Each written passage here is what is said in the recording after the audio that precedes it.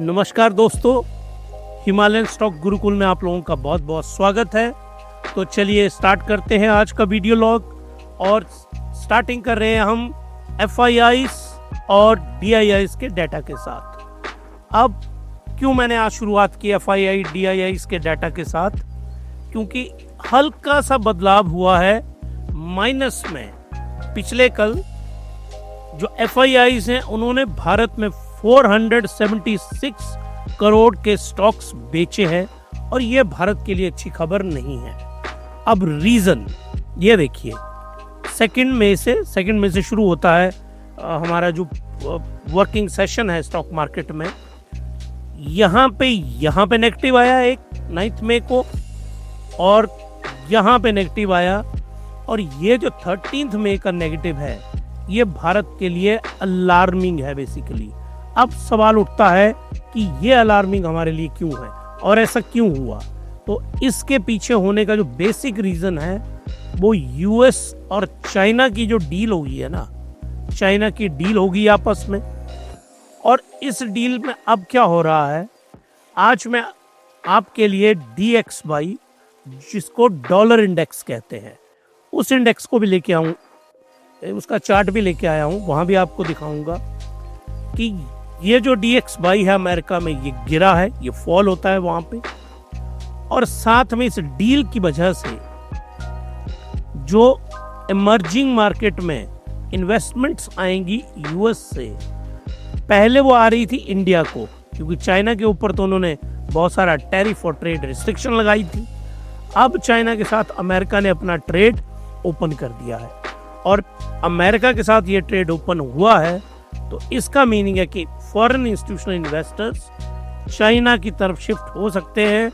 अब आने वाले कम से कम 5 ट्रेडिंग सेशन में, एटलीस्ट 5 ट्रेडिंग सेशंस में हम इस चीज को नोटिस करेंगे कि क्या वाकई ही ये नेगेटिव में आ रहे हैं।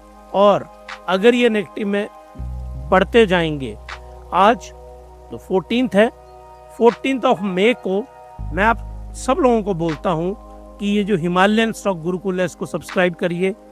आप लोगों को इस वीलॉग के बाद तुरंत हमारी पोस्ट आएगी कि आज का FIIs का डाटा कैसा रहेगा। और अगर फॉरेन इंस्टीट्यूशनल इन्वेस्टर का डाटा पॉजिटिव रहता है आज के दिन, तो वो बहुत बड़ी खुशखबरी होगी। लेकिन हमको लग रहा है कि ये डाटा शायद अभी आया नहीं है पर पॉजिटिव ना हो। चलिए जी, भारत का होलसेल प्राइस इंडेक्स, इन्फ्लेशन का डाटा, 2 इंडिसेस हैं। आज हम वो वीलॉग आपको नहीं, जो इन्फ्लेशन का वीलॉग है, इन्फ्लेशन का, जिसमें हम CPI और WPI, वो इसलिए आज आपको मैंने CPI का प्रिपेयर कर दिया है, लेकिन मैं 2 वीलॉग नहीं बनाना चाहता हूँ, एक WPI पे एक CPI पे। इन दोनों को मैं इकट्ठा ही बना रहा हूँ। तो ये आज डाटा आ गया WPI का, तो कल मैं आपको CPI और WPI के ऊपर एनालिसिस का एक वीलॉग जरूर बनाऊंगा।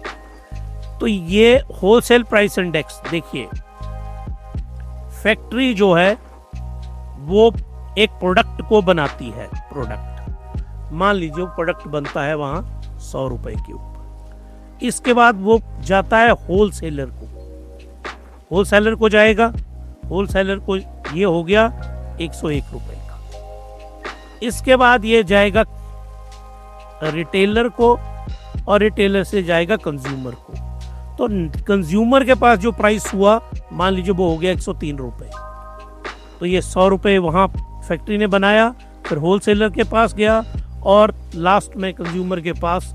तो ये वाला जो स्टेज है, ये इसको बोलते हैं WPI, और जो कंज्यूमर के पास पहुंचता है उसको बोला जाता है CPI। तो ये बहुत ही ज्यादा जरूरी होते हैं। ये हमें बता देते हैं एडवांस में कि इकोनॉमी कैसी है, प्राइसेस कैसे हैं। ये देखिए, फोरकास्ट था कि 1.76 आना चाहिए। अब फैक्ट्री जो बना रही है और होलसेलर के यहाँ प्राइस ही बहुत कम है, तो मतलब क्या है कि फैक्ट्री बहुत ज़्यादा बनाएगी नहीं, तो इकोनॉमिक एक्टिविटी क्या होगी, इकोनॉमिक एक्टिविटी वीक हो जाती है।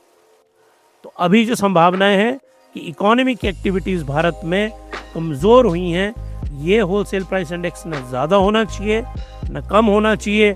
अब ये 1.76 आना चाहिए था, आया बहुत कम।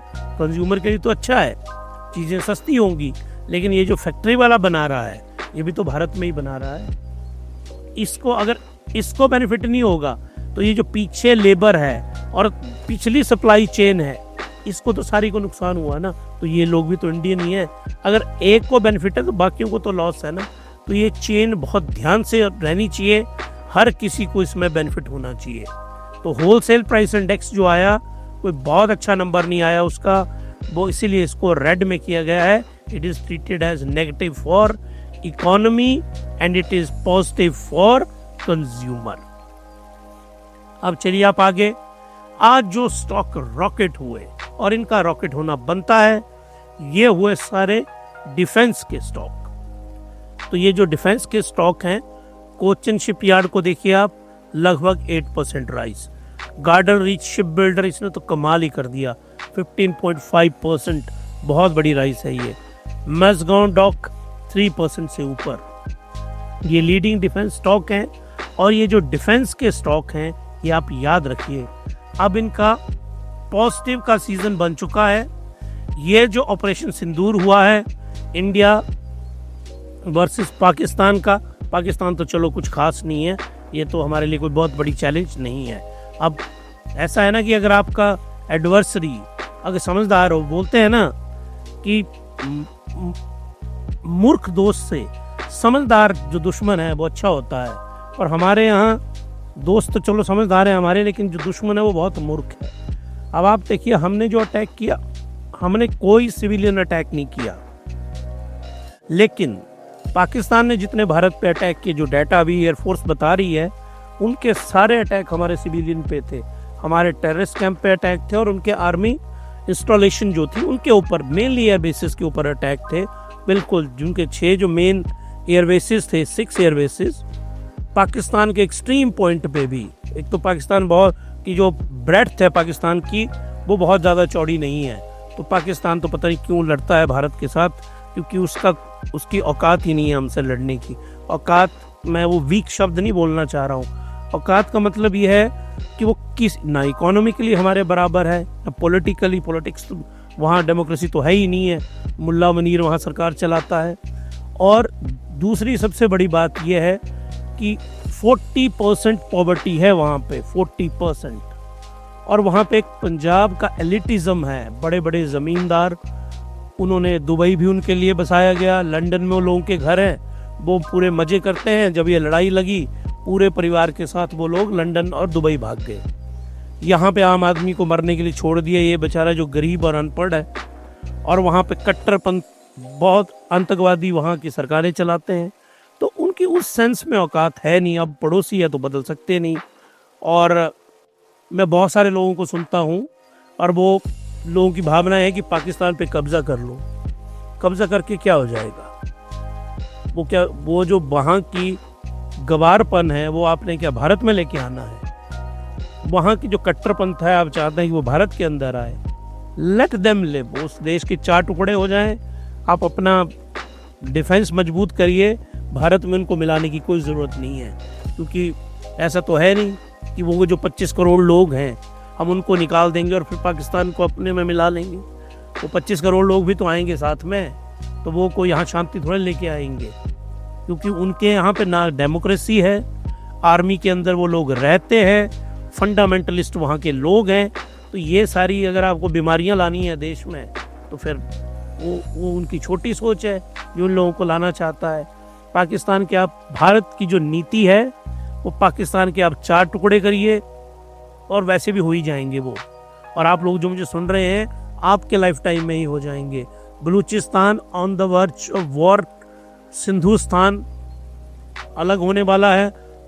KPK जो है उनका, जिसको वो पख्तूस्तान बनाना चाह रहे हैं, वहाँ पे जो पठान लोग हैं वहाँ पे, ये और पंजाब, वन ऑफ द सबसे ज़्यादा करप्ट इन ऑल मीन्स, ये वाली पंजाब जो पाकिस्तान वाला है। भारत का पंजाब दुनिया का सबसे शानदार पंजाब है।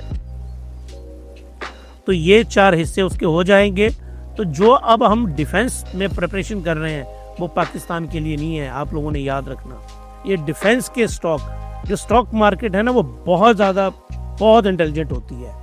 स्टॉक मार्केट ने पहले ही पढ़ लिया इंडिया वर्सेस चाइना, और अब हमको तैयारी करनी है इंडिया वर्सेस चाइना के लिए।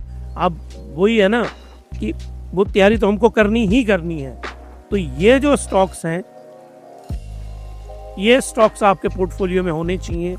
लेकिन ये स्टॉक आपको कैसे बाई करने हैं, उसके लिए बी लॉग को मैं दोबारा डाल दूंगा आज डिस्क्रिप्शन बॉक्स में, how to buy and sell stock. ये मैंने एक बी लॉग बनाया हुआ है कि आपको कब बाई करना है कोई भी स्टॉक, कब सेल करना है, उसकी पूरी टेक्निक, पूरे टेक्निकल इंडिकेटर्स सब कुछ समझाया हुआ मैंने। उस फॉर्मूले में जब भी आएंगे तब आपको बाई करने हैं। आजकल इनको बाई करने का टाइम कायदे से नहीं है। अब आइए आप wholesale price index year on year minus में चला गया। माइनस में जाना तो बहुत ही घातक है भारत के लिए। इसका मतलब है कि जो 100 रुपए में चीज बनी ना, वो बिकी है 99.14 में। तो कौन बेचेगा इस सामान को? वो तो नुकसान में चीज बिक रही है। तो ये कोई बहुत अच्छी खबर नहीं है हमारे लिए। अब आइए आप wholesale price index manufacturing inflation. Manufacturing inflation 2.62% कम हुई है। This is good news. किसके लिए है ये good news? For consumer in India. तो कंज्यूमर के लिए ये एक अच्छी खबर है। Wholesale price index of fuel. Fuel Bharat के लिए, अब ये इसका जवाब आपको ना, इसको देखे बिना ही जो लोग मेरे वीलॉग्स देखते हैं रेगुलरली, वो सीधे सीधे जवाब दे देंगे। इसका जवाब ये नेगेटिव में ही रहना था। क्यों? इसके 3 कारण हैं। Number 1, DX by dollar index less than 100। उसके बाद जो US का डॉलर है उसमें एक वीकनेस आई, और उसके बदौलत क्रूड ऑयल, ये है सबसे इंपॉर्टेंट, क्रूड ऑयल जो $75 और $80 के पास होता था, एक ब्रेंट है और एक WPI है। तो ये $75 $80 होता था, ये $55 और $60 पहुंच गया था। तो इतना बड़ा गैप क्रिएट हुआ था, और उसकी बदौलत जो फ्यूल का WPI या होलसेल प्राइस इंडेक्स, इसका फॉल होना तय था। और ये बिल्कुल भी सरप्राइज नहीं है। और जो लोग हिमालयन स्टॉक गुरुकुल के वीलॉग को देखते हैं, उनको तो कतई भी डाउट नहीं इस बात में होना चाहिए। इसको हम एट लेंथ एक्सप्लेन करते हैं हर रोज। टाटा मोटर्स, ये स्टॉक क्योंकि रिटेलर का बहुत फेवरेट स्टॉक है, फॉल किया, और ये और भी फॉल कर सकता है क्योंकि इसके रिजल्ट्स अच्छे नहीं आए हैं, फॉल हुए हैं। लेकिन अब इसके जो रिजल्ट हैं वो अच्छे आएंगे इस क्वार्टर के। ये जो Q1 आया है फाइनेंशियल ईयर 25 का, इसमें अच्छे क्यों आएंगे? अप्रैल, मई और जून के, जुलाई में आएंगे वो रिजल्ट। इसलिए क्योंकि इंडिया ने यूके के साथ डील की है, और इनके जो मेन प्लांट हैं, किसके? जैगुआर लैंड रोवर के, इनके जो मेन प्लांट हैं वो हैं ब्रिटेन में। तो अगर हमारी डील होगी इनके साथ तो इसको बहुत ज़्यादा फायदा होगा। और ये किसका हिस्सा है? टाटा ग्रुप का हिस्सा। और आज टाटा कंपनी के शेयर का जो फोरकास्ट है, एक फर्म है उसने घटाया है। मैं देखना चाहता हूँ कि 3-4 और फोरकास्ट जब आएंगे तो टाटा मोटर के ऊपर मैं अलग से आपको वीलॉग लेके आऊँगा कि इसका एक्चुअल में क्या आगे बिहेवियर रहने वाला है। लेकिन one of the best stock है ये, जिसको बोला जाता है ना दी बेस्ट। मतलब यहाँ मैं आपको बताना चाहता हूँ टाटा मोटर को लेके 3 कैटेगरी के स्टॉक आपके पोर्टफोलियो में हमेशा होने चाहिए। ऑलवेज याद रखिए आप, लार्ज कैप से स्टॉक होने चाहिए आपके पोर्टफोलियो में मैक्सिमम 3। मिड कैप के स्टॉक होने चाहिए आपके पोर्टफोलियो में मैक्सिमम 3। स्मॉल कैप के स्टॉक होने चाहिए आपके पोर्टफोलियो में मैक्सिमम 4। 10 से ज्यादा स्टॉक आपके पोर्टफोलियो में नहीं होने चाहिए। अब आप लोग जो मुझे सुन रहे हैं वो अपना पोर्टफोलियो चेक करिए। मैं गारंटी देता हूँ किसी के में 30 होंगे, किसी में 35 होंगे, किसी के में 25 होंगे, क्योंकि आपको तो ऐसा लगता है ना कि शॉपिंग करते हैं। चलिए, 10 से ज्यादा स्टॉक आपके पोर्टफोलियो में होने ही नहीं चाहिए। और अगर है तो आप कभी भी करोड़ों रुपए नहीं कमा सकते स्टॉक मार्केट से। अगर आपने 10 से ज़्यादा स्टॉक रखे हैं ना, तो आप स्टॉक से करोड़पति तो कभी नहीं बन सकते। आप जो मर्जी कर लो अपनी ज़िंदगी में, आपके पास 10 से ज़्यादा स्टॉक कभी भी नहीं होने चाहिए, never ever in your portfolio. जो ये हमारा मॉडल है ना, हिमालयन बास्केट इन्वेस्टिंग, ये मॉडल इसी थियरी के ऊपर बेस्ड है। और जिन थियरीज को हमने कंबाइन किया है वो बहुत क्लियर कहती हैं। उसमें तो एक इतने कंजर्वेटिव थिंकर्स हैं जिनको हमने फॉलो किया है, it must be less than 5 stock. आपके पास कम स्टॉक होने चाहिए, कॉन्सेंट्रेटेड होने चाहिए। डाइवर्सिफाइड आपको तब चाहिए होता है जब आपकी बाइंग की स्किल कमज़ोर हो। मैंने हमेशा ही स्ट्रॉन्ग बाइंग स्किल समझाई है आपको। तो आपको अपना जो पोर्टफोलियो है ना, वो उसमें कम स्टॉक रखने हैं और पैसे ज़्यादा डालने हैं। अब चलिए, आप टाटा स्टील में इसीलिए टाटा ग्रुप की 2 कंपनीज लेके आया हूँ। इसके Q4 के ग्रीन से लिखते हैं इसको, एक्सीलेंट रिजल्ट आए हैं, एक्सीलेंट रिजल्ट्स। और एक्सीलेंट रिजल्ट आए हैं तो ये देखिए, मार्केट ने भी इसको एक्सीलेंट थम्स अप दिया है। तो टाटा स्टील ने बहुत अच्छे रिजल्ट दिए हैं यहाँ पे, और उसकी बदौलत ये स्टॉक ऊपर को बढ़ा है। और आज के दिन में ये देखिए, BSE small cap and mid cap दोनों देखिए आप, अप्रोक्सीमेटली 2% के आसपास और 1.23% के आसपास मिड कैप, ये बड़े हैं। और इनको राइज किसने किया है? रिटेल इन्वेस्टर ने, जो आप लोग मुझे सुन रहे हैं, रिटेल इन्वेस्टर ने। जबकि मेरी आपको हमेशा हिमालय स्टॉक गुरुकुल की राय है कि आपको जरा बच के, जरा संभल के मिड कैप और स्मॉल कैप स्टॉक से, लेकिन सुनेंगे तो आप है नहीं। तो अगर आपको स्मॉल कैप स्टॉक लेना है और मिड कैप लेना है तो आपको इसका करना है क्वालिटी चेक, और उसके लिए हमने बनाई है Himalayan checklist. Himalayan checklist जाइए आप, हमारे पोस्ट है वहाँ पे देखिए, हमने डाला है। और इस संडे को हम अपनी वेबसाइट को भी एक्टिव कर रहे हैं, उसके ऊपर हम सबसे पहले ऊपर आपको मिलेगी हिमालयन चेकलिस्ट। तो अगर आपको स्मॉल कैप और मिड कैप खरीदना है तो वो चेकलिस्ट फॉलो करनी है। अगर वो चेकलिस्ट फॉलो होती है तभी आपने वो स्टॉक खरीदना है, नहीं तो आप फंस जाएंगे और अपने पैसे गंवाएंगे। अब जी, पिछली रात को क्या अमेरिका में क्या हुआ? वहाँ पे अमेरिका में किसका डाटा आया? इन्फ्लेशन का डाटा आया। और इन्फ्लेशन का डाटा अमेरिका का कैसा था? बहुत अच्छा डाटा था। उम्मीद है कि फेड रेट कट करेगा, और ये देखिए 1.61%। नेस्डैक बढ़ा, रसल 2000, ये स्मॉल कैप है अमेरिका का, ये भी बढ़ा। और एसएससी कंपोजिट चाइना का ये राइज किया, हैंग सेंग भी राइज किया, क्योंकि ट्रंप साहब ने एक स्टेटमेंट दी सऊदी अरेबिया में कि जो चिप हैं इसके ऊपर भी मैं छूट देने के बारे में सोच रहा हूँ चाइना को, क्योंकि उसको तो डील के अलावा कुछ दिखता ही नहीं है ना। तो वो, और जितने भी जो टेक्नोलॉजी के स्टॉक हैं चाइना में, वो हांगकांग में लिस्टेड है। तो वहाँ पे उन्होंने ये देखिए 2.30% से वो राइज किए। तो जो यूएस और चाइना की डील है, इसका अमेरिका ने भी पॉजिटिव लिया और हांगकांग ने भी पॉजिटिव लिया, और साथ में शंघाई ने भी पॉजिटिव लिया। तो ये बोनहोमीज चली हुई है आजकल अमेरिका और चाइना के बीच में। और आज जो निफ्टी का जो विक्स है हमारा, वो बहुत खतरनाक तरीके से फॉल किया। खतरनाक मतलब अच्छे तरीके से फॉल किया, सॉरी फॉर खतरनाक, खतरनाक तो नेगेटिव वर्ड हुआ ना। बहुत शानदार तरीके से गिरा, और अभी भी ये 15 से नीचे नहीं आया, क्योंकि मैंने आपको क्या बताया हुआ है कि विक्स जो है लेस देन 15 हो तो ये अच्छा होता है बुल्स के लिए। तो अभी ये किस में है?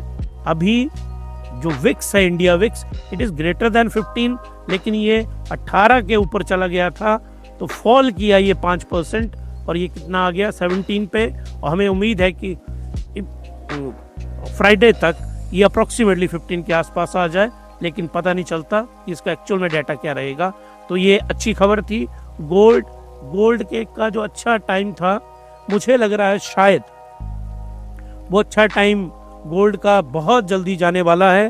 गोल्ड का वीलॉग हमने प्रिपेयर भी कर दिया है, उसको मैं सोच रहा हूँ उस दिन लॉन्च करूँगा जिस दिन गोल्ड में बहुत बड़ा क्रैश होगा। और गोल्ड का क्रैश हमें साफ दिख रहा है, और आज भी गोल्ड फॉल किया है। Gold is only insurance against dollar, not an investment option. Gold जो है इन्वेस्टमेंट ऑप्शन नहीं है। मैक्यूरी जो इन्वेस्टमेंट फर्म है उसके विक्टर शैबट की ये लाइन है, इन्होंने इसमें डेप्थ में एनालाइज किया है। जो गोल्ड के ऊपर मेरा वीलॉग मैंने प्रिपेयर किया है उसको एट लेंथ मैंने एक्सप्लेन किया हुआ है, इस पूरी लाइन को भी। तो देखिए $3400 के ऊपर पहुंच चुका था ये, वहां से फॉल किया ये। मैंने पिछले कल भी आपको 5 दिन का इसका चार्ट बताया था। आज ये 1.15% $37 फॉल किया। गोल्ड इसलिए फॉल किया कि जिन लोगों ने गोल्ड में पैसे डाले थे, अब चाइना और अमेरिका की डील हुई आपस में, तो वो सारे गोल्ड को बेच रहे हैं और उस पैसे को इन्वेस्ट कर रहे हैं स्टॉक के अंदर। और स्टॉक्स में वो ज़्यादातर पैसा कहाँ जाने की संभावनाएं हैं? स्टॉक्स में वो पैसा ज़्यादातर जाने की संभावनाएं हैं चाइना। वो ज़्यादा पैसा चाइना की इमर्जिंग मार्केट में जाने की संभावना है। And that is not a good news for India. No good news for India. ये भारत के लिए गुड न्यूज़ नहीं है, क्योंकि हमारे यहाँ का जो पैसा है वो पैसा चला जाएगा चाइनीज़ मार्केट में। इसीलिए FII से मैंने शुरू किया था आज, उसको हम देखेंगे 4-5 दिनों में कि FII का ये पैसा वाकई ही चाइना, क्योंकि इसमें मैं दोनों डाटा देखता हूँ। FII का डाटा हांगकांग और शंघाई में कितना इन्वेस्ट कर रहे हैं वो, और भारत में कितना कर रहे हैं। कल मैं आपके लिए चार्ट लेके आऊँगा साइड बाई साइड, उसमें हम उस चार्ट में हम क्या करेंगे, ऐसे करके चार्ट बनाएंगे। यहाँ पे हम इंडिया लिखेंगे और यहाँ पे हम लिखेंगे चाइना। इस चाइना का मतलब है शंघाई प्लस हांगकांग, और यहाँ लिखेंगे हम FII का डाटा। तो इंडिया में वो कितना लगा रहे हैं और चाइना में कितना लगा रहे हैं, दूध का दूध पानी का पानी आपके सामने हो जाएगा कि इन्वेस्टमेंट जा कहाँ रही है। पिछले 15 दिनों में मार्केट ऊपर को चढ़ी है, आप लोगों के पोर्टफोलियो रेड से ग्रीन में आए, उसके पीछे यही जिम्मेवार है। जब इनमें जोश आया तो HNI में जोश आया, HNI में जोश आया तो हमारे रिटेल इन्वेस्टर हैं उनमें जोश आया, और इनमें जोश आया तो स्मॉल कैप और मिड कैप का इंडेक्स बढ़ गया। हमको बहुत आसानी से समझ आती है बात ये कि मार्केट में ये हो क्या रहा है, क्योंकि आज हमारे रिटेल इन्वेस्टर पूरे जोश में थे और इसलिए स्मॉल कैप बढ़ा है। क्रूड ऑयल फॉल किया है। क्रूड ऑयल फॉल करने के पीछे बेसिक रीज़न ये है कि जो OPEC प्लस की प्रोडक्शन है, एक ये बढ़ गई है, प्लस सीरिया के ऊपर, सीरिया प्लस लेबनान पे जो सैंक्शन लगाई थी यूएस ने वो हटा दी हैं। कल उन्होंने DJ ट्रंप, हो सकता है इनके बगैर हमारा वीलॉग कभी कंप्लीट हो जाए, आजकल सऊदी अरेबिया के दौरे पे है। और अगर मुझको वेलकम करना हो ना DJ ट्रंप का, मैं नई दिल्ली में उनको बुलाऊं, तो मैं पता क्या करूंगा, इंटरनेशनल एयरपोर्ट से लेके और राष्ट्रपति भवन तक लोग ही लोग खड़ा करूंगा, हाथी घोड़े, ट्रंप साहब की फ्लैम्बॉयंट बॉलीवुड ले आऊंगा पूरा, और फिर आप देखिएगा ट्रंप साहब क्या गुणगान करेंगे हमारा नई दिल्ली में। यही ड्रामा उन्होंने सऊदी अरेबिया, कल से हमने इसको फॉलो कर रहे हैं सऊदी अरेबिया में कि क्या नौटंकी वहाँ चली हुई है। मतलब बॉलीवुड के डायरेक्टर हैं, उनको सऊदी अरेबिया जरूर देखना चाहिए कि ट्रंप साहब का वेलकम कैसा हुआ वहाँ पे।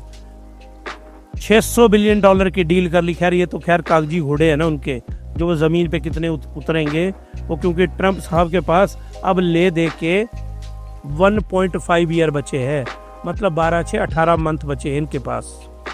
उसके बाद क्या होगा, सीनेट में वहाँ पे इलेक्शन होंगे, वहाँ पे डेमोक्रेट जीतेंगे, फिर ट्रंप साहब की गप्पों को कोई नहीं सुनेगा, क्योंकि फिर उनकी हर बात को उनको हाउस में ले जाना पड़ेगा और वहाँ तो पास होंगी नहीं वो। अब 18 महीने में पास होंगी तो दुनिया भी इनकी से डर रही है। तो सऊदी अरेबिया, जो दुनिया जहाँ डेमोक्रेसी के डी का किसी को पता नहीं है, उन्होंने वहाँ पे ऐसा वेलकम किया सोने चांदी के साथ। और देखिए आप, सऊदी अरेबिया ने $400 मिलियन का एक जेट गिफ्ट कर दिया ट्रंप साहब को। मतलब मैं तो हैरान हूँ, अमेरिका अपनी इतनी फजीयत, इतनी इंसल्ट, इतनी बेइज्जती क्यों करवा रहा है पूरी दुनिया में। अमेरिका दुनिया का रोल मॉडल 2 वजहों से था, जिन दोनों का बेड़ा गर्क ट्रंप साहब ने किया। यहाँ ये बताना बहुत ज़रूरी है आप लोगों को। अमेरिका इसलिए दुनिया का लीडर था USA, इसकी नंबर 1 वैल्यू थी इसकी डेमोक्रेसी, जिसको पूरी दुनिया अप्रिशिएट करती थी। और दूसरी थी कैपिटलिज्म, जिसके अंदर थी economy plus technology. Capitalism, economy और टेक्नोलॉजी का बेड़ा तो गर्क कर दिया उसने, किसके साथ, टैरिफ लगा के। टैरिफ वॉर में आपने देख लिया इकोनॉमी का क्या सत्यानाश कर दिया, डेमोक्रेसी का सत्यानाश कर दिया है। जो किसको प्रमोट कर रहा है? सऊदी अरेबिया को। किसको प्रमोट कर रहा है? पाकिस्तान को। मतलब किनको प्रमोट करे और किसके साथ मिलना पसंद कर रहा है? रशिया के साथ। इन तीनों देशों का डेमोक्रेसी के डी से कोई लेना देना नहीं है और खुद डेमोक्रेटिकली इलेक्ट होके आया है। अमेरिका इसलिए वर्ल्ड का लीडर था, तो दोनों का तो बेड़ा गर्क कर गया ट्रंप वहां पे। तो ये, और जबकि यूएस की कॉन्स्टिट्यूशन में साफ लिखा हुआ है कि वो किसी भी किंग से, किसी से कोई भी गिफ्ट नहीं लिया जाएगा। ये उनके संविधान में लिखा। और अमेरिका में आज ये बहस चली है कि वो गिफ्ट $400 मिलियन क्या होते हैं अमेरिका के लिए, तो उनसे जेट गिफ्ट कर रहा है। और कोई सऊदी अरेबिया को क्राउन प्रिंस से पूछे, वो जो वहाँ नलायक बैठाया हुआ है, कि भाई तू कौन से बांटने के घूम रहा है, तुझे किसने राइट दिया कि $400 मिलियन के गिफ्ट देता फिरे। अब उसमें क्या है, ट्रंप साहब को लगता है कि मैं इंडिया जाऊंगा तो इंडिया में भी मेरे को $400 मिलियन का गिफ्ट दिया जाए। अरे भाई, हमारे यहाँ पेड़ पे पैसे थोड़े लगे हैं। वो तुम बेवकूफ़ है सऊदी अरेबिया वाला जो तुम्हें वहाँ गिफ्ट दिए जा रहा है। और उसका ड्रामा। और फिर कल ट्रंप साहब ने वो जो वहाँ के क्राउन प्रिंस हैं सलमान, उनके कसीदे पढ़े, जो कसीदेदार कभी भी नहीं पढ़ते होंगे वो उस तरह के कसीदे, इस तरह से पढ़े। मतलब इट्स अ प्योर नॉनसेंस जो उन्होंने वहाँ सऊदी अरेबिया में किया। तो उस तरह की परिस्थिति उन्होंने अपनाई हुई है, इस तरह के नॉन डेमोक्रेटिक एक्टर्स को सपोर्ट करके।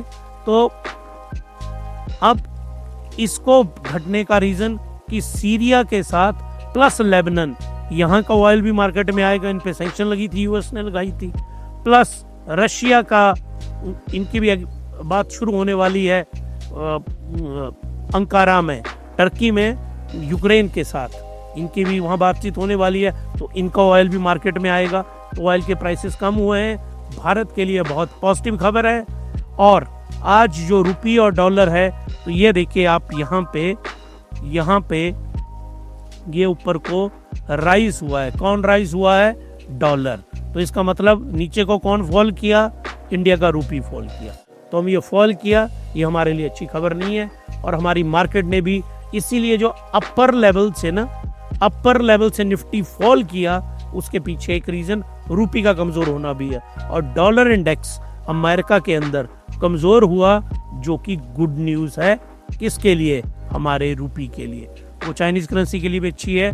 ये मैंने बेसिक कॉन्सेप्ट समझाया, उसको जरूर देखिए आप।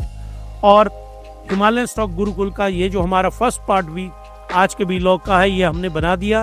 अब जो दूसरा पार्ट है हमारे वीलॉग का, कि कैसी हमारी जो निफ्टी और बैंक निफ्टी की कल की प्रेडिक्शन कैसी है, कैसा रहेगा, वो हम सेकंड पार्ट में आपको करवाएंगे। और यहाँ पे ये फैक्टर मैंने आपको एक्सप्लेन किया आज। यहाँ पे इंडिया का इन्फ्लेशन का जो डाटा है वो 5 साल के निचले स्तर पे आया, एक ये पॉजिटिव था। अमेरिकन इन्फ्लेशन कम हुई है, फेड के रेट जो है घटेंगे, ये भी मैंने आपको डेप्थ में एक्सप्लेन किया। यूएस चाइना ट्रेड डीएस्केलेट, ये भी हमने एक्सप्लेन किया। Global market rally, positive cues, वो मैंने आपको दिखा दिए। पाकिस्तान का सीज फायर और जियोपॉलिटिकल टेंशन कम हुई है, ये भी मार्केट को अच्छा लगा। और सेल ऑन राइज, मार्केट बढ़ी तो थी, लेकिन जब हायर लेवल के ऊपर गई तो वहाँ पे स्टॉक बेचे गए। तो ये था आज का हमारा हिमालय स्टॉक गुरुकुल का, कि कौन से फैक्टर्स रहे भारत की स्टॉक मार्केट के बिहेवियर में। अब सेकंड व्लॉग में हम आपको बताएंगे, जिसमें हम आपको कल की प्रेडिक्शन करेंगे निफ्टी और बैंक निफ्टी की। तो मिलते हैं आपसे अगले व्लॉग में, तब तक के लिए happy investing and good night.